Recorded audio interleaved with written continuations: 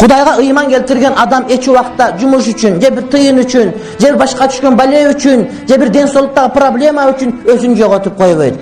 Адамдык сапатын жоготпойт. Кээ бир адамдар мечиттен калбайт, намаздан калбайт, ыйманга бекем, учурашат, катташат, бардыгы бар болуп турганда. Бирок оорукчан болуп калса, же иштен кетип калса, ал катташпай калат. Анткени бул адамда ыйман жок экенин билдиң. Эгерде сен жанагыдай төмүнүп жүргөндө, төмөнгенде жигитти тегеректе бел жүрөт, тегеректе бел жүргөн убакта, кийин жөө жүрүп калдың, түрмөгө түшүп калдың, жаныңдагылар качып кетип калган болсо, сен сүйүнгүнүң. Анткени жөө жүргөндө жигитти келекеле белгилет дейт. Демек тегеректе жүргөндөрдүн бардыгы сени келекелең өттү, адамдарың иргеп алдың. Кудайым сенин башыңа берген сыноодо адамдар келип кетип турганда сен чыныгы досторуңду тандап алдың. Эми сен билип алдың, кимдерге таяныш керек, кимдер менен чогуу болуш керек дегенди билип алдың. Чыныгы мусулман мына ушундай бардык нерседен туура үлгү алганды билет.